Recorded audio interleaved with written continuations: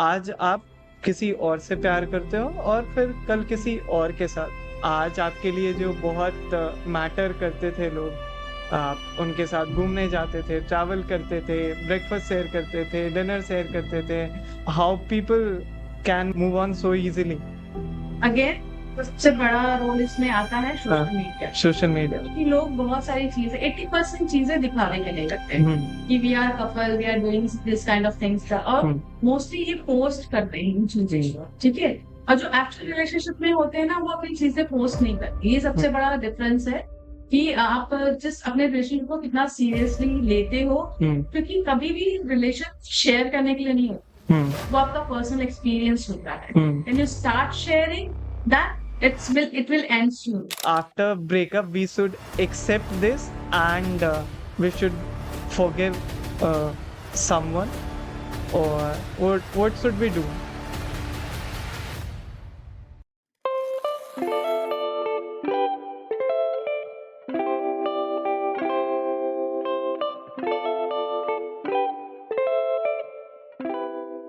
प्यार तो सभी को होता है, लेकिन क्या सभी को एक रिलेशनशिप में एक सही पार्टनर मिलता है? क्या सभी के लिए किसी की मेमोरीज को लेट गो करना इतना आसान होता है जितना लोग कहते हैं? आज के पॉडकास्ट की स्पेशल गेस्ट हैं डॉक्टर गैवी वेनाम Mishra ma'am. She is an ex medical officer at AIIMS Raipur. She is a psychologist. और आज के पॉडकास्ट के हेल्थ एंड वेलनेस वाले सीरीज में हम लोग रिलेशनशिप्स, इमोशंस, फीलिंग्स, ब्रेकअप्स और लाइफ के ऐसे बहुत सारे फैक्ट्स सीखने वाले हैं जो कि हमारे पर्सनल रिलेशनशिप, पर्सनल लाइफ को बहुत ही बेहतर कर सकता है। And as usual, the Hustler Show brings something new, something different, and something special through a 101 podcast in this YouTube channel. और अगर आज के इस एपिसोड से आपको कुछ भी सीखने को मिला हो तो make sure that you subscribe to this channel. तो स्वागत करते हैं डॉक्टर गवी मैम का द हसलर शो पे। Welcome to THS ma'am. How are you? I'm very good. Good morning to all of you and all your viewers also.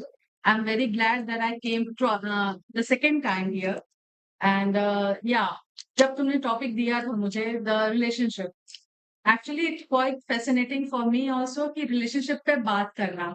आजकल हर कोई उसी में स्ट्रगल कर रहा है। रिलेशनशिप एक ऐसी जरूरत वाली चीज है हमारी लाइफ में जिसके बिना हम कुछ भी नहीं है। जैसे इमोशंस हमारे लिए जरूरी है, वैसे रिलेशनशिप भी हमारे लिए जरूरी है। तो आई होप हम आपके साथ ऐसी चीजें शेयर कर पाए जिससे आपको हेल्प मिले आपकी लाइफ बेटर बनाने के लिए और आपके रिलेशनशिप को और स्ट्रेंथन करने में। Very true ma'am. आपने जैसे बोला कि relationship is a very vital part of our life. जैसे हमारे लिए इमोशंस बहुत ही ज्यादा मैटर करती है।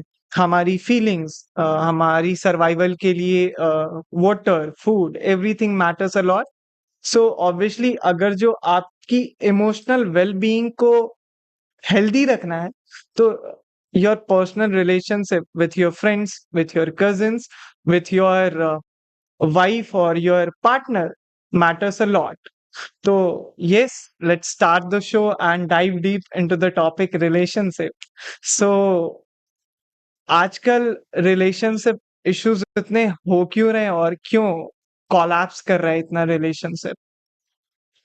पहले तो मैं स्टार्ट करना चाहती हूँ इससे कि रिलेशनशिप इम्पोर्टेंट क्यों है। ओके। बिकॉज एक बहुत ही ब्यूटीफुल स्टडी थी, एक एंथ्रोपोलॉजिस्ट ने, डॉक्टर डनबार ने की थी। Hmm. They choose a group of monkey and ape, hmm. इनको एक साथ रखा है, दे वॉच देयर एक्शन, और उसका एमआरआई स्कैन किया गया। तो उन्होंने एक बहुत ब्यूटीफुल समरी देखी कि जो मंकीज है उनके ब्रेन का एक स्पेशल पार्ट डेवलप होना स्टार्ट कर रहा है, देयर वर्बल कम्युनिकेशन के लिए, देयर लैंग्वेजेस के लिए। तो आप ये समझो कि कोई ब्रेन का पार्ट डेवलप हो रहा है just because of a relationship. तो it is Okay. Much important in our life कि एक रिलेशनशिप का होना, उसका हेल्दी होना हमारे लिए कितना ज्यादा जरूरी है, हमारी ग्रोथ के लिए कितना ज्यादा जरूरी है, हमारे मेंटल हेल्थ के लिए कितना ज्यादा जरूरी है, हमारे इमोशनल वेलबींग के लिए कितना ज्यादा जरूरी है। तो रिलेशनशिप को हम हमेशा क्या करते हैं, लव्ड वन के रिलेशनशिप में एक कैटेगराइज कर देते हैं। बट नहीं, रिलेशनशिप स्टार्ट हमारे खुद से होता है। हमारे खुद के साथ हमारे रिलेशन कैसे हैं, हम अपने आप को किस पॉइंट ऑफ व्यू से देखते हैं, कैसे जज करते हैं, सेम चीज़ रिफ्लेक्ट होती है हमारे किसी भी रिलेशनशिप के साथ। और जब रिलेशनशिप की बात करें, तो वी आर सोशल एनिमल ना, we can not live without society. और हम सोसाइटी में हैं, तो हमको रिलेशंस चाहिए।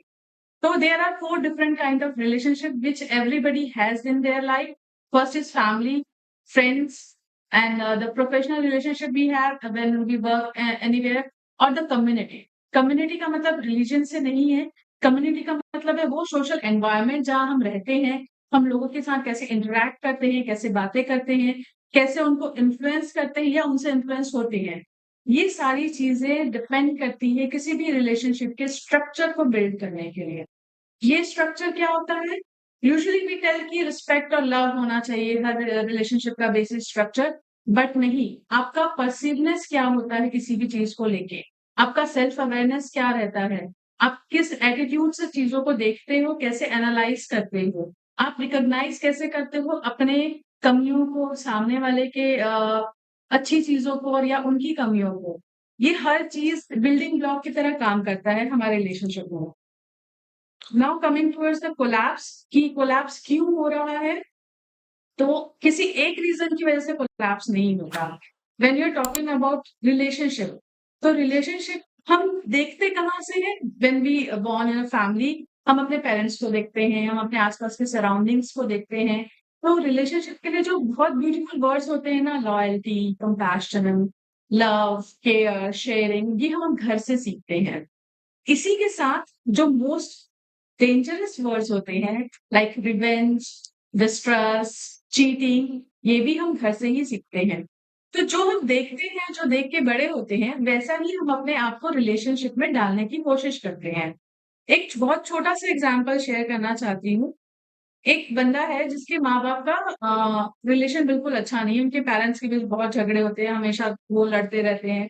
ऑब्वियसली वो नहीं चाहते उसका इम्पैक्ट उनके बच्चों पर आए, बट समहाउ वो इम्पैक्ट आता है। उस वेरी टाइम ट्रू। पे उसका माइंड मेकअप क्या होता है कि मुझे ये काम नहीं नहीं करना कर है, मैं अगर शादी करूँगा तो मैं अपने हुँ, पार्टनर के साथ ऐसे बिहेव नहीं करूँगा, हुँ, मैं अपने पार्टनर को इस तरीके से नहीं रखूँगा। वो नहीं करते हुए उनके सबकॉन्शियस माइंड में ये जाके फिट हो जाता है हुँ। और वो एंड अप होते हैं same reaction, same behaviour and same pattern. And this is a research. This is a research, this is a Okay. Proofed research. और ये 1-2 लोगों के ऊपर नहीं हुआ है, पूरी कम्युनिटी बेस्ड रिसर्च हुआ है। इस पे अराउंड 200 लोगों ने पार्टिसिपेट किया था Okay. और it is a scientifically proof कि आपके पेरेंट्स का एक्शन आपके रिलेशनशिप को 100% अफेक्ट करता है। हुँ, तो रिलेशनशिप बनाने के लिए हमको 1 या 2 दिन की मेहनत नहीं होती। ये सालों का आपका अपब्रिंगिंग बोल लो, हुँ। आपकी नॉलेज बोल लो, आपका लर्निंग कैपेसिटी बोल लो, ये सब चीज़ उसमें मैटर करता है। Okay. कि आप बेटर कैसे बना सकते हो अपने रिलेशनशिप। और जो कोलैप्स होता है, स्पेशली मैं बोलूँ रिसेंट जनरेशन जो जेन-ज़ी जनरेशन है, ये बहुत ज़्यादा इन्फ्लुएंस होती है सोशल मीडिया के लिए। उनको क्या है ना, जो दिखता है वो बिकता है, ये कांसेप्ट में गुम हो चुकी है और उनको वही चाहिए कि जो सब कोई कर रहा है। इंस्टाग्राम में सब कपल गोल्स बना रहे हैं, ये कर रहे हैं। उनको लगता है रिलेशनशिप वही होता है। हुँ, रिलेशनशिप का वो तो एक फर्स्ट स्टेप भी नहीं है। Relationship is far beyond that. The couple goes and shooting pictures together, Valentine day पे गिफ्ट करना या उसके लिए पार्टी थ्रो करना, ये बहुत छोटे-छोटे इवेंट्स हैं जो आपके रिलेशनशिप को बेटर बनाते हैं। बट सिर्फ वही नहीं है चीज़। तो हम अगर देखें तो रिलेशनशिप डिपेंड करता है अटैचमेंट स्टाइल के ऊपर। अटैचमेंट स्टाइल होता है 4 डिफरेंट टाइप का, जो आपके रिलेशनशिप के स्टेटस को एनालाइज़ करता है। सबसे पहला होता है एंशियस अटैचमेंट। एंशियस अटैचमेंट में क्या होता है, आप हमेशा इमोशनल सपोर्ट खोजते हो। अरे मेरा पार्टनर मुझे छोड़ के तो नहीं चला जाएगा, वो किसी और से तो नहीं बात कर रहा है, वो किसी और को तो नहीं ज़्यादा इम्पोर्टेंस दे रहा है। These kind of things happens in anxious attachment. मतलब we are getting anxious. Anxiety हमारी हम खुद की बढ़ा रहे हैं। भले सामने वाला कर नहीं रहा है, बट हम खुद की एंजाइटी बढ़ा रहे हैं। सेकंड होता है अवॉइडेंट। अवॉइडेंट में पर्सन बुरा नहीं होता, बट उसको अपनी फ्रीडम, अपना इमोशनल स्पेस और अपने काम के लिए, अपने चॉइसेस के लिए, अपनी हॉबीज के लिए वो ज़्यादा प्रायोरिटी देता है, इंस्टेड ऑफ जो उनका पार्टनर है उसके। थर्ड होता है आपका सिक्योर अटैचमेंट। सिक्योर अटैचमेंट में ऑब्वियसली दोनों पार्टनर का इंडिविजुअल रोल होता है, जिसमें वो उसके साथ तो इनसिक्योरिटीज़ की फीलिंग नहीं होती। वो रहता है कि हाँ, ये मुझे छोड़ के कहीं नहीं जाना। He will be there with me और she will be there with me every time. तो आपका रिस्पेक्ट, म्यूचुअल रिस्पेक्ट बहुत अच्छा होता है और आप बहुत सारी चीजें लर्न करते हो एक दूसरे को देख के। और जो सबसे डेंजरस चीज होती है वो डिसऑर्गेनाइज्ड अटैचमेंट। इसमें एक पर्सन समझ ही नहीं पाता कि उसका अटैचमेंट किस लेवल का है, वेदर इट लाइक इट और not, weather he needs it और नॉट। तो वांट और लेट गो के जो बीच का होता है ना, तो टेकन फॉर ग्रांटेड की सिचुएशन आ रहा, और इसी टाइम पे लोग घोस्टिंग करना स्टार्ट करते हैं। घोस्टिंग। तो जो घोस्टिंग वर्ड है बहुत अच्छा कि भूत, तो पहले हम बोलते थे, अब लोग भी भूत बन जाते हैं। They are not ready to respond your answer, calls, SMS, anything. तो ये घोस्टिंग करना ही अपने आप में सबसे बड़ा रीजन है ब्रेकअप का, और बोलना चाहिए फेलियर का रिलेशनशिप। ओके। ये तो हो गया attachment style point of view से। Then coming towards the relationship में अगर आप हैं, तो क्या ऐसी चीजें हैं जो रिलेशनशिप को ब्रेक कर सकती है? उसमें सबसे पहला आता है इंडिफरेंस, नेक्स्ट आता है आपका वॉयलेंस, थर्ड आता है आपका कंटेंट, एंड फोर्थ आता है नेग्लेक्ट। इसमें एक और चीज ऐड करती हूँ, वो है आपका एक्सपेक्टेशन। ओके। इंडिफरेंस क्या है कि आप आपकी जो बोलना चाहिए इंटरेस्ट है एक दूसरे में, वो कम होते जाता है, और आप सामने वाले को ये फील कराते हो कि you didn't matter for me, जबकि हम ह्यूमन बीइंग मेरे पास we are meaning of matters. हम उस चीज के लिए जीते हैं कि हम किसी के लिए कुछ वैल्यू रखते हैं। रिलेशनशिप में हम क्या देखते हैं कि मैं तुम्हारे लिए कुछ हूँ, तुम मेरे लिए कुछ हो। ये सबसे बड़ा सेंटेंस होता है ना हर किसी के साथ। बट यहाँ पे इंडिफरेंस में आप उस चीज को इम्पोर्टेंस नहीं देते। सेकेंड, वायलेंस की बात करें तो ये फिजिकल होना जरूरी नहीं है। माइक्रो एग्रेशन बोल लो, एंजाइटी बोल लो, एंगर इश्यूज बोल लो, तो ये सारी चीजें वायलेंस के अंदर आती। जरूरी नहीं आप हर बार हाथ ही उठाओ, आप ऐसे वर्ड्स भी यूज करते हो जो कि सामने वाले को बहुत ज्यादा हर्ट करता है। उस कंडीशन को भी हम एज अ वायलेंस कंसिडर करते हैं। ओके। ऐसे पर्सन की पर्सनालिटी इतनी अच्छी होती है ना कि वो घर पे तो पूरी अपनी बातों से या अपने हाथ पैर से अपने पार्टनर को दुखी करके रखा होता है, बट आप बाहर अभी किसी सोसाइटी में उसको इंटरेक्शन के लिए देखो तो उससे पोलाइट, उससे नाइस बंदा कोई नहीं है, क्योंकि they knows it very well कि घर पे मैं कुछ भी कर सकता हूँ, बाहर में नहीं कर सकता, क्योंकि बाहर ऑब्वियसली करेगा तो सामने वाला भी उसको थप्पड़ मार सकता है, पुलिस अगर मिल गई तो उसको अंदर कर सकती है। तो और उनके अंदर ये सेंस ऑफ सिक्योरिटी होती है कि मेरा पार्टनर मुझे छोड़ के नहीं जा रहा। ये फ्रीडम उन्होंने क्रिएट किया होता है, इसलिए वो इस लेवल तक जाके वॉयलेंस शो करते हैं। उसके बाद आता है नेग्लेक्ट। तो नेग्लेक्ट में हम क्या करते हैं, हम इम्पोर्टेंस देना शुरू करते हैं उनकी चीजों इंस्टेड ऑफ द पर्सन। उसका सामान, लैपटॉप सही है कि नहीं, कार की कीज सही है कि नहीं, कार वॉश हुआ है कि नहीं, उसका पेट ठीक है कि नहीं। Instead of person we are get prioritize their stuff जो कि जरूरी नहीं है। तो ये धीरे धीरे रिस्पेक्ट में डिग्रेडेशन लाता है, जिसकी वजह से अगेन ब्रेकअप्स होते हैं। और जो सबसे इम्पोर्टेंट है वो है कंटेंट। कंटेंट में आपका म्यूचुअल रिस्पेक्ट खत्म हो जाता है। कोई आप सामने वाले को ये शो करते हो कि you are nothing, you're nothing. You have no power with me. You have no such a capability to do anything. You are just a failure. और इस कंडीशन में जो अपोजिट पार्टनर होता है उसके अंदर गिल्टी आने लगती है, वो इमोशनली एकदम यूज हो जाता है, अपने आप को ड्रेन आउट समझने लगता है, और उसके अंदर ये गिल्टी आती है कि मैं कुछ भी नहीं कर सकती, मैं I am not capable enough, इसलिए वो मुझे छोड़ जा रहा है। जबकि ये उस पार्टनर की गलती है कि उसने उसको ऐसा फील कराया। इट्स नॉट अबाउट कि उनकी ही गलती हो 100%। और जो फिफ्थ है सबसे इम्पोर्टेंट, एक्सपेक्टेशन। हम एक्सपेक्टेशन ना एकदम परियों की कहानी जैसे स्टार्ट कर देते हैं, क्योंकि हर किसी की लाइफ बहुत ज्यादा इन्फ्लुएंस होती है रिलेशनशिप के मामले में इंडियन सिनेमा से। इंडियन सिनेमा में रिलेशनशिप को ऐसा बनाया और दिखाया गया है कि भैया हम चांद तारे तोड़ ले आएंगे आपके लिए, और ऐसी अनएक्सपेक्टेड चीजें कर लेंगे। तो सब कोई ना कोई ऐसा किसी टाइम में फील जरूर करता है कि काश ये मेरे लिए ऐसा करता। तो ये डिफरेंसेस क्रिएट करता है आपका एक्सपेक्टेशन। अगर आपको एक्सपेक्टेशन है, मैं ये नहीं बोलूंगी कि नहीं रखना चाहिए, ऑब्वियसली रखना चाहिए। When you love someone you have that expectation, but you have to share the expectation. जो कि You have to communicate, obviously. And because आप जब तक बोलोगे नहीं, वो उसके पास कोई स्कैन नहीं है जो आपके थॉट्स रीड कर लेंगे, आपकी चीजें read. Communication is the key for any relationship. Okay. आपने बोला अभी 2 क्वेश्चंस मेरे रेज़ हुए हैं। द फर्स्ट वन इज़ कि सेल्फ अवेयरनेस या फिर आप खुद के साथ कैसा आपका relation that matters a lot कि आप जिस रिलेशनशिप में रहोगे, how will you treat your partner?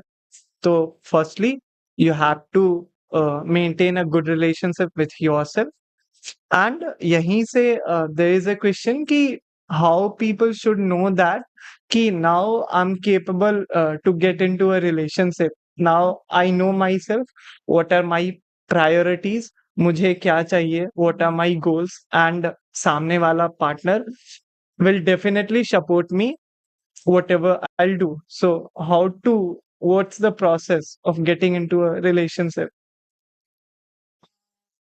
Actually in दोनों क्वेश्चन का आंसर बहुत सिमिलर है। इसको मैं 3 पर्सपेक्टिव से शेयर करती हूँ। पहला है साइकोलॉजी, Okay. सेकंड है neurology, third is law of attraction. Self awareness की हम बात करते हैं तो सेल्फ अवेयरनेस अभी बहुत ज्यादा ट्रेंडिंग हो रहा है क्योंकि हाँ. लोग नया वर्ड है सीख रहे हैं, क्या होता है सेल्फ लव, क्या होता है सेल्फ अवेयरनेस, क्या होता है।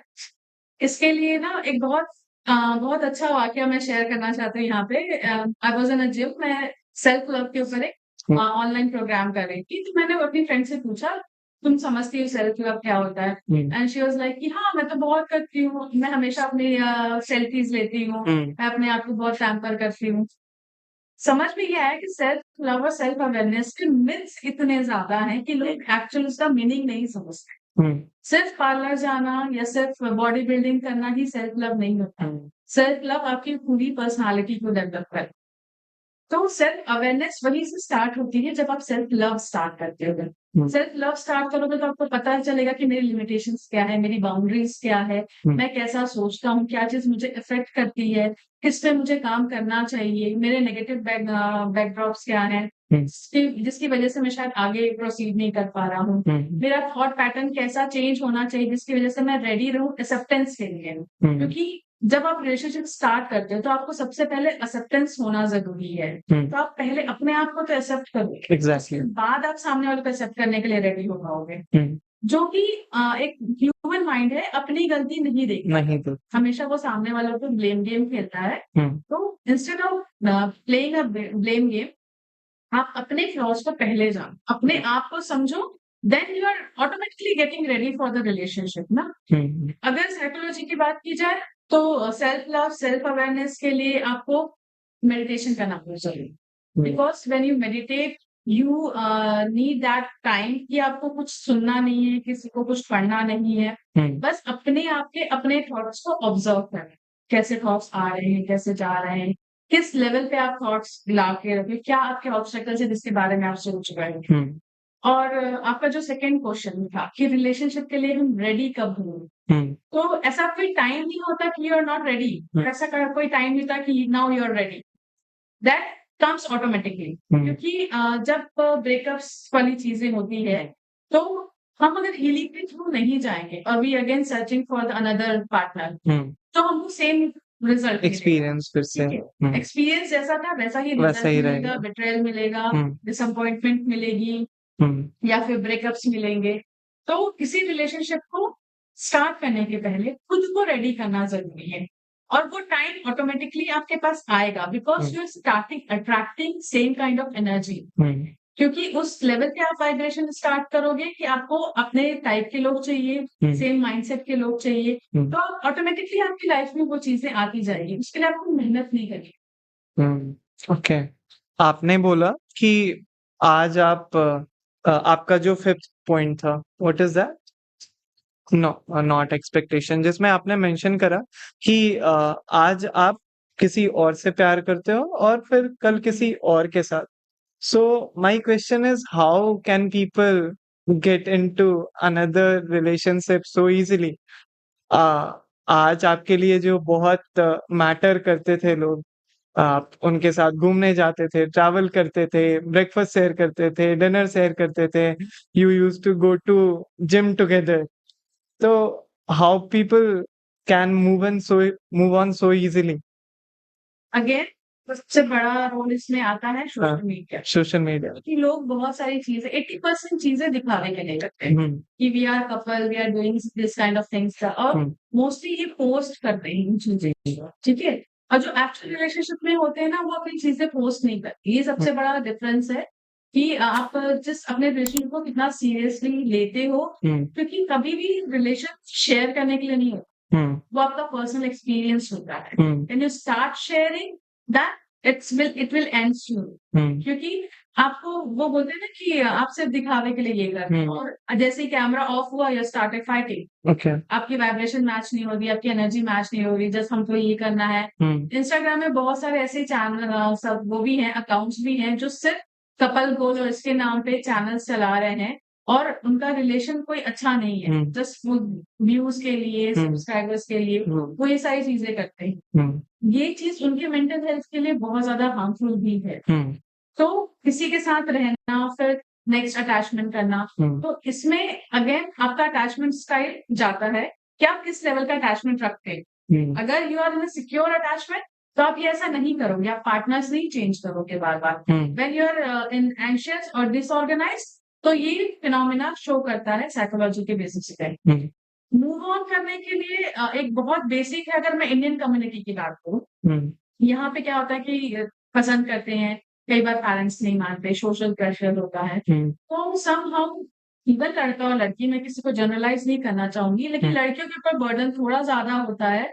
लड़कों को भी किया जाता है आजकल इमोशनली ब्लैकमेल की, नहीं हमको सेम कास्ट में शादी करनी है, सेम रिलीजन पे शादी करनी है, तो उनको भी काफी इमोशनली ब्लैकमेल करके उनको मनाया जाता है कि नहीं भैया तुम अपनी पसंद की लड़की से शादी मत करो। तो ये चीजें भी उनको ओवरकम करना पड़ता है।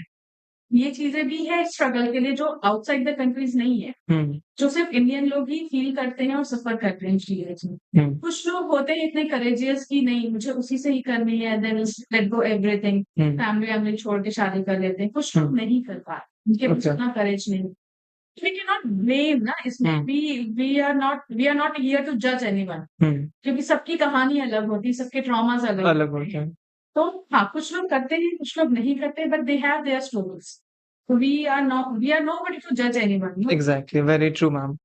आपने मेंशन करा, I totally agree with this कि there are some people out there who will support you, who will pick you and will guide you through the process कि आपको ये चीजें करनी है, and even they will help you कि what matters for you in your present. Either you have to prioritize your relationship, either you have to prioritize your career first. So very true. But after a certain period या फिर कुछ relationships में ऐसे cases देखने को मिलते हैं where people started judging you based on your looks, your thoughts, your ideas. So why? What's the reason behind this? Actually they started comparing with others. Comparing with others. उसका partner ऐसा, Hmm. Partner उसको gift देता है, flowers देता है, chocolates, Hmm. But you are not doing for me, Hmm. कि तुम्हारे पास time नहीं है, ठीक है। अगेन फाइटिंग सीन ऑन, तुम मुझे प्रायोरिटी नहीं देते, मेरे लिए टाइम नहीं निकालते। Hmm. जजमेंट होना itself सबसे बुरी चीज है। Hmm. You are nobody to जज। Hmm. हो सकता है ऑफिस में उसकी बहुत ज्यादा फाइट नहीं हो, Hmm. हो सकता है उसका बॉस उसको नौकरी से निकालने वाला हो, and when he Hmm. Come back at home और यू आर स्टार्ट जजिंग कि तुम्हारा मूड हमेशा सड़ा हुआ रहता है, कि you are not taking care of me, मेरे पास टाइम नहीं है। जजमेंट आप किसको दे रहे हो? Hmm. फिर क्यों हो आप साथ में? अगर आप जजमेंट पास कर रहे हो तो आप क्यों हो साथ में? Hmm. You have no rights to get जज ना, कि जज करोगे आप अपने लिए ही प्रॉब्लम क्रिएट। Hmm. आप जज कर रहे हो इट मीन्स आप अवेयर नहीं हो उस चीजों को लेके, आपके अंदर वो अवेयरनेस नहीं है कि किस वजह से चीजें हो सकती है या किस वजह से वो सामने वाला सफर कर रहा है। If you are in love with someone you definitely know what's going with them, Hmm. either they tell you or not. With the expression, with the behavior, you can analyze it very like Hmm. because you have the sixth sense, no? Hmm. You can get it.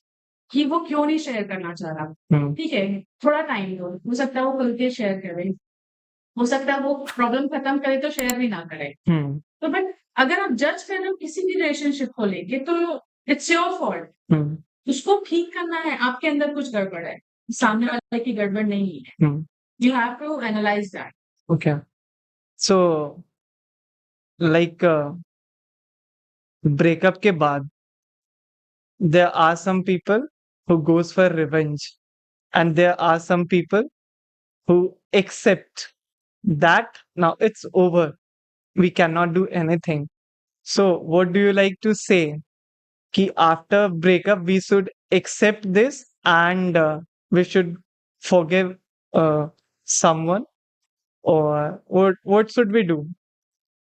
Again, depends upon your relationship status. Hmm. ठीक है, same चीज आती है फिर से attachment. Hmm. Revenge जहाँ पे है ना, वो प्यार नहीं होगा, क्योंकि आप जिससे प्यार करते हो उससे बदला ले कैसे सकते हो? Hmm. आप सिर्फ उसको लेट गो कर सकते हो, आप उसको माफ कर सकते हो। Hmm. ठीक है, क्योंकि रिवेंज इटसेल्फ आपका एक वो शो करता है नेगेटिव कैरेक्टर, Hmm. कि आपके अंदर ये पहले से ही था, आपको ये लग रहा था कि होगा Hmm. और आप इसका बदला लोगे। मैं ये नहीं बोलती कि हर कोई अच्छा होता है या हर कोई बुरा होता है। Hmm. कुछ सर्कमस्टेंसेस ऐसे क्रिएट होते हैं कि कुछ लोग जैसे मैं अब्यूज की बात करूँ, वायलेंस की बात करूँ, Hmm. तो लोग फिजिकल वायलेंस बहुत ज्यादा करते हैं, तो you have to let go ना, आपको अपने आप को माफ करना जरूरी होता है कि मैंने इस बंदे को चूज किया Hmm. या इस बंदी को चूज किया कि she is not matching with my vibes. Hmm. तो वो फॉरगिवनेस अपने से स्टार्ट करना। कभी भी रिलेशनशिप में लेट गो करना है या आगे बढ़ना है तो फॉरगिवनेस से स्टार्ट। Hmm. फॉरगिवनेस पहले खुद को माफ कि Hmm. मैंने ये डिसीजन क्यों लिया, उसको एनालाइज करो, Hmm. अपने थॉट्स को एनालाइज करो, देखो कहाँ पे क्या गलती हुई। Hmm. बिकॉज हम क्या करते हैं ना, हम सबके साथ ट्रॉमा का बैगेज है Hmm. Since childhood. हम जनरेशन ट्रॉमा भी लेके चलते हैं, पेरेंटल ट्रॉमा भी लेके चलते हैं, बट हमको पता नहीं। Hmm. हमको पता इसलिए नहीं होता बिकॉज हम ओवरलुक कर देते हैं, हमको लगता है कि वो मैटर नहीं करता, जबकि ये सारी चीजें ही इकट्ठी होती है और हम सेम चीज के ट्रीटमेंट के लिए एक बंदा हायर करते हैं, आउटसोर्स करते हैं, जो आए हमारे हमको रेमेडीज दे, हमको ठीक करे और हम ओके हो जाएंगे। Hmm. Instead of identifying the problem, हम रिकॉग्नाइज नहीं कर पाते अपनी ही चीजों Hmm. कि हमारे साथ ये ट्रॉमा है। तो हम जब तक वो ट्रॉमा नहीं हील करेंगे तब तक हम कैसे किसी हीलिंग एनर्जी को अट्रैक्ट करेंगे। Hmm. तो when it comes towards the healing part, हमारी बॉडी ना बहुत ही अमेजिंग है, बहुत अमेजिंग है। Hmm. We radiate the healing frequency. If someone in a healing process, no, we radiate the healing frequency that is 432 hertz. Hmm. वो frequency पे match करना, तो आप ऑटोमेटिकली ऐसे पर्सन को अट्रैक्ट करोगे जो आपको कंपनसेट करे और आपको हेल्प करे ग्रोथ करने के लिए। ठीक है, इस टाइम पे क्या होता है ना, जब रिवेंज और ब्रेकअप की बात होती है तो इसका एक बहुत अच्छा एक्सपेरिमेंट हुआ था, ये भी फंक्शनल एमआरआई के साथ, कि आपका जो ड्रग एडिक्शन होता है और जो ब्रेकअप टाइम होता है, दे शो एग्जैक्टली सिमिलर रिजल्ट। एक बंदा जो ब्रेकअप से जा रहा था उसका फंक्शनल एमआरआई किया गया, एंड एक बंदा जो ड्रग एडिक्ट है प्रॉपर 4-5 सालों से, बिना ड्रग्स के वो जी ही नहीं सकता। उनका एक ब्रेन का पार्ट बहुत ही ज्यादा हाईलाइटेड हुआ, मतलब ऐसा लगा था वहां पे बल्ब किसी ने ऑन करके रखा हुआ है। और वो पार्ट होता है वीटीए, जिसको वर्टल टेगमेंटल एरिया बोलते हैं। ये पार्ट हमारे इमोशंस के लिए रिस्पॉन्सिबल होता है, जो इमोशंस हमारी बॉडी में होते हैं वो इमोशंस वो रेगुलेट करता है वहां से। तो सेम पार्ट शो कर रहा है एज अ ड्रग एडिक्ट में और एक ब्रेकअप के पेशेंट्स में। ठीक है, इसका क्या मतलब हुआ, हम सेम एनर्जी को इन्वाइट कर Attract रहे हैं, करना. सेम एनर्जी को अट्रैक्ट कर रहे हैं, क्योंकि हम उस चीज की आदत बन गई है। क्योंकि ड्रग एडिक्ट क्या होता है, उनको सेम ड्रग चाहिए अपने उसको रिलीव करने के लिए, अपने आप को काम करने के लिए। तो यहाँ पे लॉज ऑफ अट्रैक्शन काम करता है कि हम सेम एनर्जी अट्रैक्ट कर रहे हैं अपने आप को हील करने के लिए, जबकि हम खुद ही हील नहीं है। और ड्रग एडिक्ट को भी सेम चीजें दिखती है कि उसको वो ड्रग चाहिए उस चीज से बाहर निकलने के लिए। तो ब्रेकअप से निकलना इट्स लाइक दी एडिक्शन। आपको उस चीजों से बाहर निकलना, आपको अपने आप को क्लींस करना है, डिटॉक्स करना है। Okay. उसके बाद ही आप नए रिलेशन में जा पाओगे या उस नए रिलेशनशिप के साथ कोई बोलना चाहिए न्याय कर पाओगे, उसको अच्छे तरीके से आप हैंडल कर पाओगे। Okay. So healing is a journey and forgiveness is the first step. And यहाँ पे एक बहुत ही ब्यूटीफुल शायरी है from Irfan sir, the art of letting go. I have just mentioned and the Shayari goes like कि मोहब्बत थी इसीलिए जाने दिया, जिद होती तो बाहों में होती। Very true. So this is the round one of this episode on relationship, emotions, breakups. Now we are going for the round two, and this is a rapid fire round. So, what are the red flags in a relationship? Disloyalty, disrespect, Okay, lack of trust, I can say. lack of trust, abuse. These are mostly the red flag status. Okay, when do you think is the right time for marriage There's no right time or wrong time for marriage. in a relationship? Yeah, there's no right time and wrong time Hmm. because when you know the person in and out, Hmm. तो आपको goals उनके पता होने चाहिए और आपको together जो होते हैं ना अपने लाइफ के गोल्स Hmm. वो इंडिविजुअली सेट होने चाहिए। Hmm. ऑटोमेटिकली शादी का टाइम आप डिसाइड कर पाते Okay. you have to focus on your life first because when you have relationship you have to work on it. Hmm. और रिलेशनशिप एक ऐसा चैप्टर नहीं होता कि बस पढ़ लिया खत्म। Hmm. You have to work each and every day Hmm. क्योंकि उसी से उसकी स्ट्रेंथ बढ़। Hmm. तो सिर्फ शादी करने के लिए आप रिलेशनशिप कर रहे हो इट्स नॉट गुड। Hmm. और रिलेशनशिप है तो शादी करना जरूरी इट इज ऑल्सो नॉट। वो आपके इमोशंस के ऊपर और आपके प्रायोरिटीज के ऊपर डिपेंड करता है कि when to do when not to do. Okay, boys की मेंटालिटी क्या होती है एक रिलेशनशिप में आने की या फिर एक रिलेशनशिप को लेकर? इसकी मेंटालिटी ना बहुत क्लियर होती है। हाँ। First was what they saw it's hmm. Flow. Hmm. ठीक है, उनका फिजिकल अट्रैक्शन सबसे पहले ही दिखता है हम्म। कि how she looks like. Hmm. Second when they start interacting ना they must to go towards the intellectual part.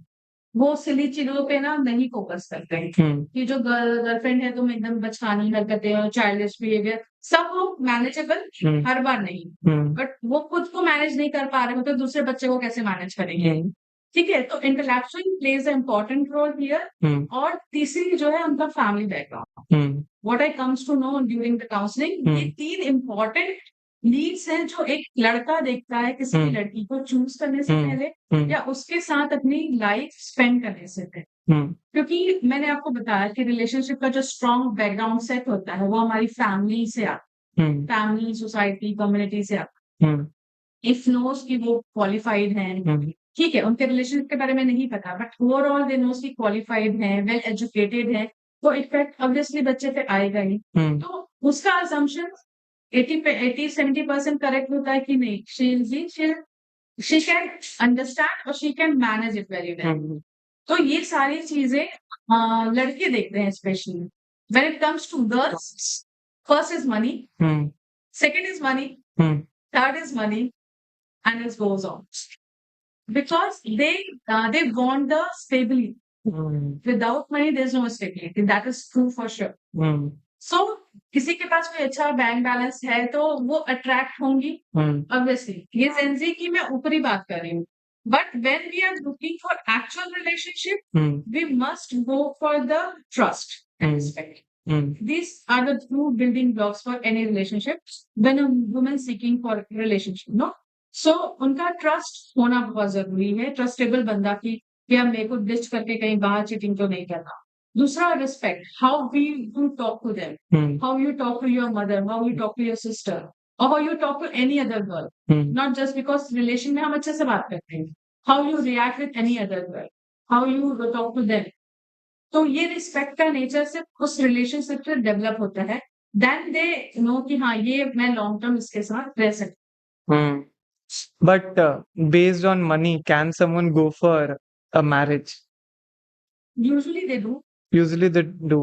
Like, Usually, is there any yeah. percentage in girls? Like, Percentage, I don't want to prefer the percentage because stability itself, money has the stability, no? So उनको ये लगता है कि मुझे छोटी छोटी चीजों में स्ट्रगल नहीं करना है। okay, लाइक जो बेसिक नीड्स है हमारी रोटी कपड़ा और मकान पे मुझे स्ट्रगल नहीं करना पड़ेगा, लेटर वी कैन मैनेज। तो ऐसा नहीं कि जो अमीर लड़के होते हैं वो अच्छे पार्टनर नहीं होते, ऑब्वियसली वो भी एक जेन्युइन रिलेशनशिप खोजते हैं। तो उस जेन्युइन रिलेशनशिप को आइडेंटिफाई करना भी थोड़ा मुश्किल होता है। और क्या होता है, जो आपने बीच में क्वेश्चन मुझसे पूछा था कि ब्रेकअप क्यों होते हैं, एक पार्टनर के बाद दूसरे पार्टनर चेंज होता है, तो वही सोशल ड्रामा और दिखावा कि किसके पास कितना है, ये इतना शो ऑफ करता है, तो मैं उस पे स्विच कर जाती हूँ, तो काइंड ऑफ ऐसी चीजें, और ये सस्टेनेबल रिलेशन नहीं होता। Okay. When it comes to marriage, अगर आपके पेरेंट्स चूज करें तो ऑब्वियसली एक better background, better family choose करेंगे आपके लिए, जो स्टेबिलिटी हो, लड़का थोड़ा आपसे एज में भी बड़ा होगा, 4-5 साल, जो वो प्रेफर करते हैं कि वो स्टेबल होगा तो तुमको टैकल कर लेगा। तो इन दो केसेस में अलग अलग सिनेरियो है, अलग अलग माइंडसेट है। जो होते हैं ना थोड़े चूजी टाइप के, मनी माइंडेड होते हैं, जो मोस्टली पीपल सोचते हैं कि लड़कियां सिर्फ इसीलिए फॉलो, जबकि नहीं होता है। लड़कियां सबसे पहले रिस्पेक्ट और ट्रस्ट को देखती हैं, ओके। उसके बाद money comes on the third. But होता है कि प्रपोर्शन अलग अलग होता है हर टाइप के पीपल्स का, तो वो वैसे भी काम करते हैं। हाँ, when it comes to marriage, तो definitely money plays important role, because क्या होता है, जब वो चीजें स्टेबिलिटी आपको एक में मिल जाती है ना, you can flourish in other segment also. You can choose, you can work on your career also. You can work together if you want to open a business, if you want to grow in your career, you want to go in abroad. बहुत सारी चीजें matter करती हैं उन सब चीजों में, और आजकल अपॉर्चुनिटीज बहुत ज्यादा है, तो लोग वो एक्सप्लोर करना चाहते हैं, किसमें हम अच्छे हैं, किसमें नहीं है। अगर आप उस बेसिक चीजों में फंस जाओगे, बेसिक में ही आप कंटिन्यू करते रहोगे, तो वो एक फ्रस्ट्रेशन आता है थोड़े टाइम के बाद। इधर यू लव वेरी मच, वो सारी चीजें हैं, बट थोड़े टाइम के बाद दोनों के अंदर फ्रस्ट्रेशन आना स्टार्ट हो जाता है कि हम कुछ कर नहीं पा रहे हैं। ये फ्रस्ट्रेशन इसलिए भी होता है कि शायद मैं जो कंफर्ट सोच रहा था मैं अपने पार्टनर को दूंगा, मैं नहीं दे रहा, और सेम चीज वाइस वर्सा पे चलती है। ओके। तो ये मनी का इम्पोर्टेंट रोल तो है, because it is Kalyug, no, कली का युग है, टेक्नोलॉजी का युग है, we need money to tackle everything. So yeah, it plays an important role. How does looks matter for girls? Depends upon your mindset. Depends Again. upon your mindset. Yes. And depends upon एक ये होता है एक myth, और उसकी बात करें तो लुक्स वाइज, अगर लुक के बिहाफ में कोई किसी को पसंद करता है, वो 90% केसेस होते Okay. हैं। क्योंकि फर्स्ट आप देखोगे तो लुक ही देखोगे ना, आप किसी से बात नहीं कर रहे हो, आप किसी को देख रहे हो, कोई आ रहा है जा रहा है, तो आप लुक्स ही देखोगे। You get attracted first with the looks, later on आपका उसका इंटेलेक्चुअल पता चलेगा, उसका बिहेवियर पता चलेगा। तो it plays very important role. Okay. और ऑब्वियसली गुड लुक्स होना जरूरी होता है, सबको उसके लिए मेहनत, ऐसा नहीं कि कोई नहीं कर सकता, everybody can work on it, और हर कोई अच्छा दिख सकता है। थोड़ी चीजें होती है, कुछ सीखना पड़ता है, अपने आप को ग्रूमिंग करना पड़ता है, तो ऐसा दुनिया में कुछ नहीं है या कोई नहीं है जो बदसूरत दिखे। आजकल की डेट में आप अपने आप को बहुत अच्छे से ग्रूम कर सकते हो, तो looks matters. Yes. What's the difference between love stories and love stories in a relationship? As I earlier told you, the mind phenomenal results with the hormones. Love story अगर बोला जाए तो फीमेल के part से start होती है, और love story as a male part से स्टार्ट होती है, क्योंकि फिजिकल अट्रैक्शन ज्यादा होता है। Love story is again disorganised attachment, को बोलना चाहिए फ्रेंड्स विद बेनिफिट्स वाली चीजें होती है, तो कभी कभी ये वन वे भी होती है, कभी कभी टू वेज भी होती है, और this is not long last, थोड़े टाइम में खत्म हो जाता है ये सब। जहाँ पे लव आता है, तो लव के साथ कंपैशन आता है, आपका पीस आता है, आपकी सिक्योरिटी आती है, so that will last longer. Okay, so this is a month of Valentine, February. Do you really think that boys started looking for a partner in this month? Yeah, because they have pressure not to have you have to go for dating. Okay. So you have that one person with you for Valentine Day. Okay. So everybody get pressure with that, and कौन कितना ले रहा है उस pressure को depend करता है। But मुझे नहीं लगता कि लव के लिए कोई एक दिन स्पेसिफाई करना चाहिए, because if you love someone तो हर दिन आप प्यार करोगे ना, सिर्फ एक ही दिन तो नहीं कर रहे हो। Okay. तो उस हर दिन को उस तरीके से जियो, उस तरीके से सेलिब्रेट करो कि आपको एक 14 फरवरी की रिक्वायरमेंट ना हो। Okay. So I have a question here. अभी आपने बोला कि डेटिंग कल्चर, अभी का डेटिंग कल्चर बहुत ही ज्यादा स्प्रेड हो गया है, लाइक अभी डेटिंग एप्स अवेलेबल हैं, and people started accepting this कि now we can go for a relationship, या ये बहुत ही कॉमन नहीं रह गया हमारे लिए, but still there are some people who is like lonely? Why it happens? Lonely lonely people का सबसे ज्यादा फियर होता है। Fear. Like they are in a relationship, but still they are feeling lonely. Why it happens? That depends upon relationship status again. Okay. अब अगर आप relationship में हो और आप लोनली फील कर रहे हो, there is something wrong between you. Hmm. ठीक है, तुम्हारे अंदर कुछ ऐसा है जो तुम शायद शेयर नहीं कर पा रहे हो। Hmm. Again it comes to emotional quotient, emotional intelligence, Hmm. कि आप अपने इमोशंस को नहीं समझ पा रहे। That's why you are feeling lonely Hmm. And you can not blame it to other partner Okay. because it is you and your thoughts who make you feel lonely. Hmm. Lonely is a gift. Loneliness is a gift when we say that. Hmm. Because जब आप अकेले होते हो ना, बहुत सारी चीजें cherish करते हो, आपके थॉट्स बहुत क्लियर होते हैं Hmm. और आप एनालाइज बहुत अच्छे से कर पाते हो। तो लोनली और सॉलिट्यूड, या there is a synonyms but there is a huge difference. Hmm. Solitude में आप रहोगे तो आप कंपैशनेट रहोगे खुद के साथ, Hmm. आप उस एनर्जी के साथ रहोगे कि आपको किसी की जरूरत नहीं है। Hmm. Not in the mean कि ईगो नहीं आता उसमें Hmm. कि चलो हटो, I am good alone. Hmm. वो ईगोस्टिक चीजें नहीं होती है, Hmm. वो आपका फुलनेस वाली चीज होती है कि I am complete. Hmm. I just need one person who compassionate with me Hmm. or who can achieve more goals with me. Hmm. तो वो compassion चाहिए होता है उस टाइम पे। Okay. You are not looking for सब बोलना चाहिए कि subordinate नहीं चाहिए या Hmm. फिर आपको कोई maid नहीं चाहिए घर पे। Hmm. Okay. So this is the last question of rapid fire round. Why people are afraid of rejections? Afraid of rejections. Yes. As a human being, हमको अच्छी चीजें सुनने की आदत है। Hmm. कोई हमसे प्यार से बात करे, Hmm. हमें अच्छे से देखे, हमारे इमोशंस को केयर करे। Hmm. इसका सबसे सबसे बड़ा रीजन होता है आपका चाइल्डहुड ट्रॉमा। Hmm. बिकॉज हम सबके अंदर एक बच्चा होता है Hmm. और बचपन में कभी किसी के साथ अफेक्शन कम होना, Hmm. वो रिस्पेक्ट या वो प्रायोरिटीज नहीं मिलना, Hmm. तो वो बच्चा ना हमेशा डरा सहमा सा अंदर में ही रहता है। Hmm. और when we don't have self awareness, हम उसको समझ नहीं पाते। Hmm. So we have to feel that childhood trauma pattern. We get heal that first.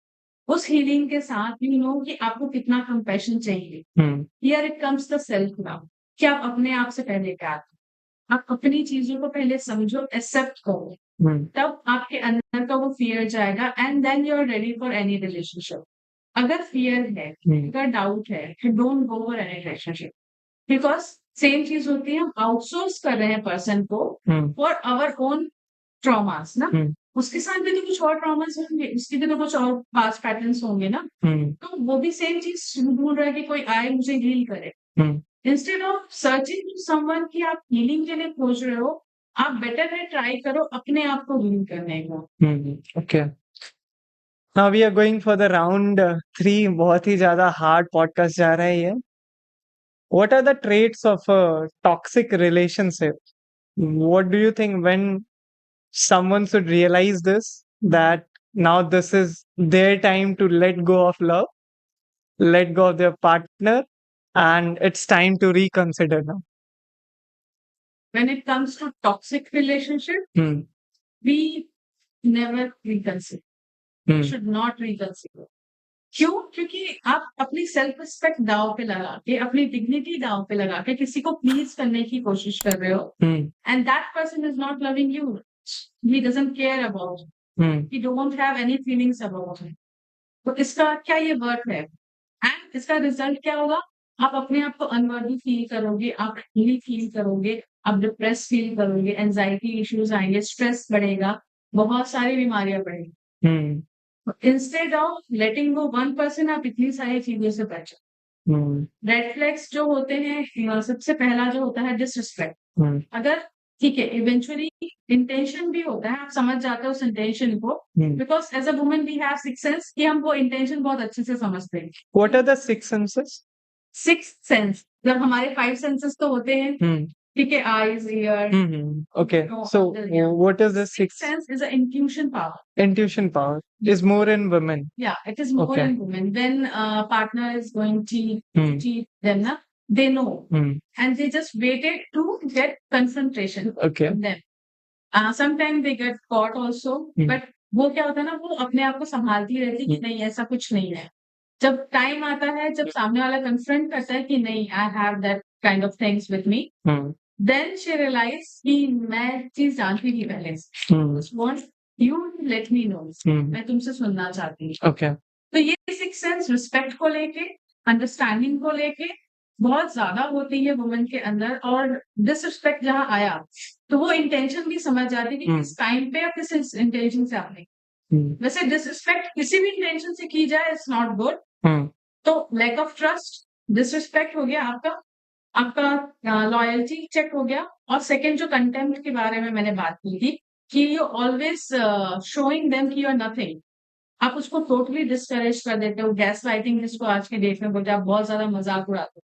Now the person started feeling guilty कि मेरे अंदर ये क्वालिटीज नहीं है, आई कांट डू एनीथिंग। तो ये सारी चीजें टॉक्सिक रिलेशनशिप में देखने को मिलती, और ये सिर्फ लव रिलेशनशिप में नहीं होता है, ये हमारे पेरेंट्स के साथ भी होता है। कभी कभी पेरेंट्स के साथ भी बहुत ज्यादा टॉक्सिक रिलेशनशिप होते हैं, उस टाइम पे लेट गो करना is about very difficult no. क्या करना चाहिए उस टाइम पे, हमको थोड़ा डिस्टेंस मेंटेन करना चाहिए। अगर आप स्टडीज के लिए बाहर हो, काम के लिए बाहर हो, तो आप अपनी जगह बदल लोगे तो यू आर नॉट इंटरेक्टिंग 24/7 ना, तो टाइम कम हो जाएगा, धीरे धीरे आप चीजों को लेट गो करना सीख जाओ। बट अगर आप सेम घर पे रह रहे हो, सेम फैमिली में रह रहे हो, it is very difficult to let go your parents specially. Exactly. तो उस टाइम पे थोड़ा सा काउंसलिंग आप करवा सकते हो, काउंसलर की हेल्प ले सकते हो कि how you can deal with this kind of thing, अपने आप को किसी और जगह एंगेज कर सकते हो, but engagement with the mindfulness we must say, because अगर आप सिर्फ अपने आप को डिस्ट्रैक्ट करने के लिए एंगेज हो रहे हो तो इट डजंट वर्क, आप घूम फिर के वहीं खड़े हो जाओगे। बट अगर आप माइंडफुलनेस के साथ कि मुझे इन चीजों से बाहर निकल के कुछ करना है, then you will get succeed. Girls के लिए मूव ऑन करना बहुत ही इजीली होता है, ऐसा मैंने सुना था। और ऐसा मैंने ये भी सुना है कि वो जब ब्रेकअप का पीरियड रहता है, जब वो कन्फेस करती हैं कि now it's time to let go of you, उस पीरियड से पहले ही उनकी मेंटालिटी ऐसी बननी स्टार्ट हो जाती है कि नाउ दिस गाय और this person is not good for me. And उस मोमेंट पे सी is mentally stable and she can easily move on from that relationship. But when it comes to boys, उनको 3 साल 5 साल बहुत ज्यादा ड्यूरेशन, एक exactly why is it so, what's the reason behind this, वो why, ये जो डिफरेंस है बीच में, ये बहुत ही यूज क्यों है? इमोशनल इंटेलिजेंस, क्योंकि वुमेन का इमोशनल क्वेश्चन काफी हाई होता है, they have lots of emotion, men का भी होता है, और they are very good to communicate it, ठीक है, मेन के साथ नहीं होता, वो अपने इमोशंस को कम्युनिकेट नहीं कर पाते। ठीक है। तो इस टाइम पे क्या होता है ना कि when she decide to move on, उसके पहले उसने अपने पे बहुत काम किया, ओके। और उसके पहले उसने वो चीजें शायद नोटिस की होगी जो जाने अनजाने में उसको नहीं पता कि रिलेशनशिप में होना चाहिए कि नहीं होना चाहिए। Initially people are not aware about this कि हाँ मैं प्यार कर लिया, बाकी शादी कर ली, उसके बाद लड़ाई झगड़े स्टार्ट हो जाते थे। इससे तो बेटर है ना कि यू नो कि ये बंदा की क्वालिटीज मुझे नहीं पसंद है, I can not be with him. इसके लिए बहुत प्यारा वर्ड है एक साइकोलॉजी में, ambivalent. Ambivalent okay. When it comes to love marriage ना, तो लव मैरिज में क्या होता है कि जरूरी नहीं है आपको पार्टनर की हर चीज पसंद हो, शायद वो स्नोर कर रहा हो, शायद वो दिन में दो दिन में एक बार नहाता हो, वो आपको पसंद नहीं हो। हम क्या एक सीक्रेट वो करते हैं अपने साथ ही, एडजस्टमेंट करते हैं कि नहीं शादी के बाद ठीक हो जाएगा, एवरीथिंग इज गोना फाइन। तो ये जो हमारा सीक्रेट एग्रीमेंट होता है वो खुद के साथ, पार्टनर के साथ नहीं, और उसको इसके बारे में कोई खबर नहीं, ठीक है, बिकॉज हमने वो कम्युनिकेट नहीं। इस एम्बिवलेंस नेचर के चक्कर में हम एक्सपेक्टेशंस बढ़ाते जाते हैं, he should know, he must know, he should learn. भाई कैसे, you have to discuss with them ना, तो चीजें आप डिस्कस नहीं करोगे जब तक कि वो चीजें क्लियर नहीं। और अगर आपको पता है कि इससे मुझे लॉन्ग टर्म में प्रॉब्लम होने वाली है, तो वो उस चीज को वहीं पे रोक देना ज़्यादा बेटर समझती है इंस्टेड ऑफ रिलेशन को कैरी फॉरवर्ड। हाउ इसमें कैन हाँ, सॉरी इसमें एक थोड़ा-सा टाइम और लूँगी। इसमें फैमिली का भी बहुत इम्पोर्टेंट रोल आता है। बिकॉज़ वही चीज़ें कि आप अपनी मर्ज़ी से शादी नहीं कर सकते, हमारे कास्ट का नहीं है, सोशल इकोनॉमिकल बैकग्राउंड उसका ऐसा है, हमारा अलग है, हमारा मतलब रिलीजन अलग है। तो ये सारे प्रेशर्स भी इंडियन कल्चर में बहुत ज़्यादा होते हैं, instead of foreign culture. Foreign culture में वो तो सिर्फ़ अपनी कंपैटिबिलिटी के हिसाब से करते हैं, तब भी उनको रिलेशनशिप में प्रॉब्लम होती है। बट यहाँ पे ये फैक्टर एक्स्ट्रा ऐड ऑन होता है। उसके लिए मैनेज करना और अपने आप को समझाना और ये चीज़ें अगर आप सोच रहे हो या मान रहे हो कि वुमेन को ईज़ी होता है लेट गो करना, it is difficult for them also. They show you कि मुझे बहुत स्ट्रेंथ है, मुझे फ़र्क नहीं पड़ता। बट वो स्ट्रेंथ सिर्फ दिखाने के लिए। Okay they feel the same the guy is feeling. और जब मैंने हार्मोन्स की बात की थी, तो जब आप किसी भी वुमन को उसके क्रश के बारे में पूछोगे ना, they knew each and every details. और यही सेम अगर किसी गाय से आप पूछो, किसी लड़के से पूछो कि तुमको अपना क्रश याद है? बोले हाँ याद है, ये ऐसी दिखती थी, यहाँ रहती थी, वो सब जनरलाइज़ चीज़ें। बट माइन्यूट से minute detail she remembers. Okay तो इमोशनल इंटेलिजेंस की वजह से they made themselves so strong कि वो प्रिटेंड कर सके कि उनको फ़र्क है। बट ऐसा होता नहीं है। Okay this is not true. This is obvious. आपने बोला कि गर्ल्स जो हैं generally they are able to express their emotions but boys are not, so how can boys overcome this problem of expressing their emotions, sharing their okay ज़रूरी नहीं है कि आप कुछ बड़ी इमोशंस ही शेयर करोगे। छोटे-छोटे से स्टार्ट करो। आज ऑफ़िस में कैसा गया दिन? आज इससे बात हुई। यूजुअली क्या होता है कि ऑफ़िस में बिचिंग बहुत बॉस को लेके बिचिंग, ये कलीग्स को लेके जब आप उससे इंटरैक्ट करना स्टार्ट करोगे तब वो धीरे-धीरे छोटी-छोटी चीज़ें शेयर करते। इसमें भी अगेन इनिशिएटिव वुमेन को ही लेना पड़ता है बिकॉज़ लड़कों के लिए ये या तो प्रायोरिटी नहीं होती, क्या करना है तुमको ऑफ़िस की बात क्यों जाननी है ना? या वो सोचते हैं कि पता नहीं मैं बताऊँगा तो क्या सोचेगी? तो जब छोटी-छोटी चीज़ें होती हैं ना, कोई अच्छा इंसिडेंट शेयर कर ले, चलो आज ऑफ़िस में ये हुआ। गॉसिप तो सबको पसंद है, सब गॉसिप करते हैं। आज गॉसिप हम इसके बारे में कर रहे थे, उसके बारे में।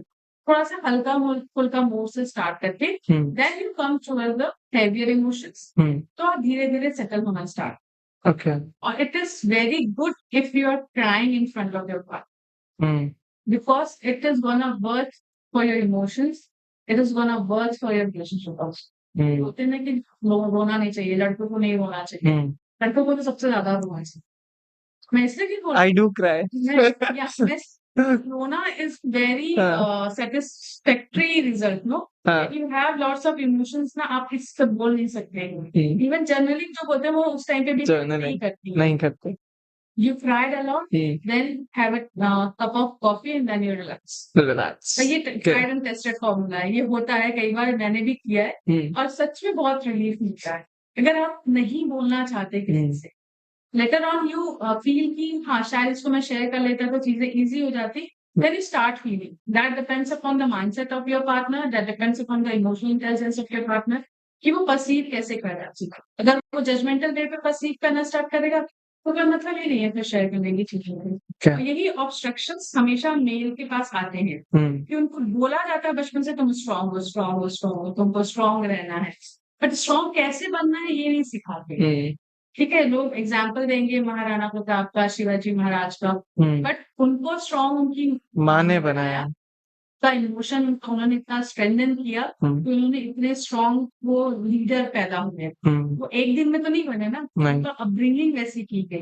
और ये सब हम सिर्फ एग्ज़ाम्पल देते हैं इंस्टेड ऑफ उनकी अपब्रिंगिंग को एनालाइज़ करके यूज़ करने के लिए। हाँ, तो yes, men suffers a lot, agreed on that.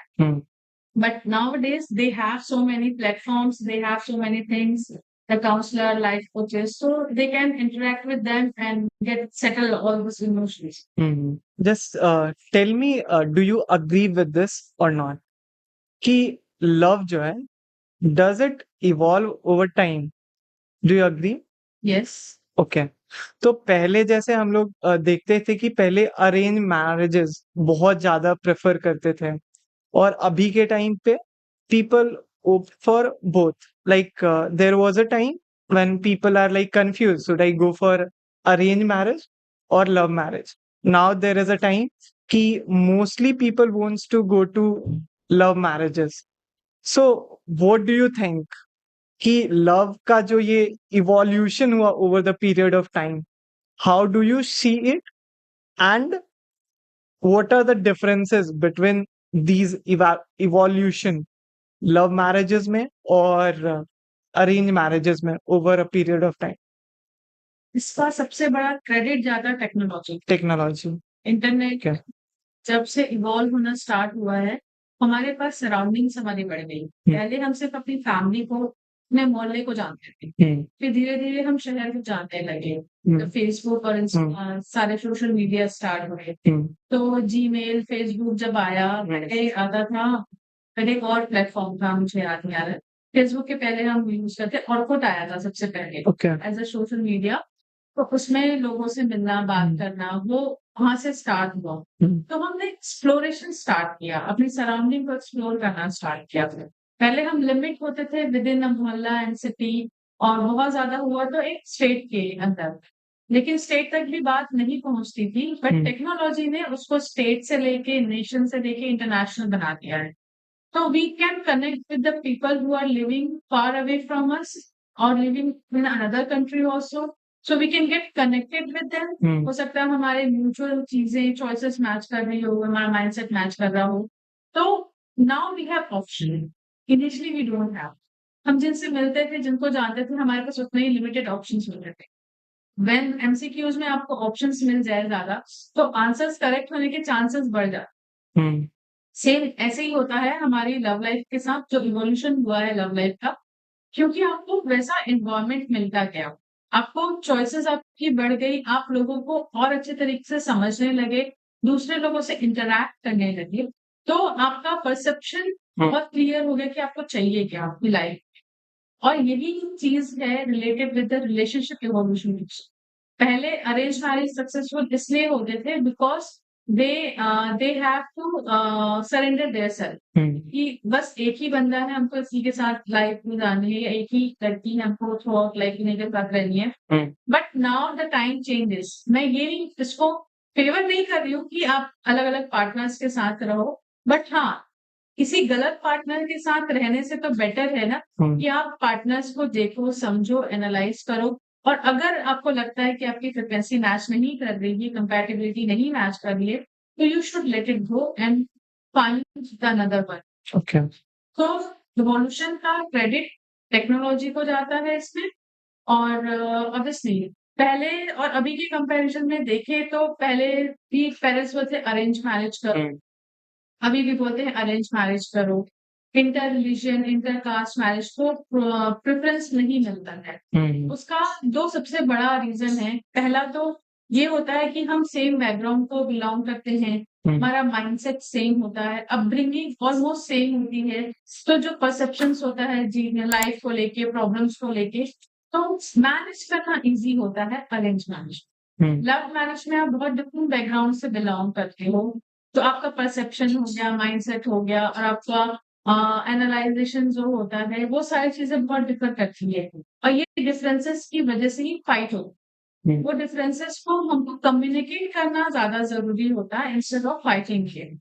आप अपनी चीजें बताओ कि हाँ मेरे साथ ये था, मेरी फैमिली ऐसी है, सामने वाला पर्सन अपनी चीजें बताएगा, तो हैंडल करना ईजी है।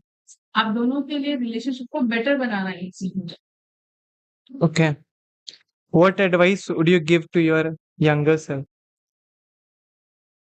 I should give advice to my younger self that you should know how the self-awareness works and better learn to do self-love. Because without that, we are not able to continue with any kind of relationship. And सबसे बड़ा advice तो ये रहेगा कि forgive करना सीखो, जो मैं पहले नहीं कर।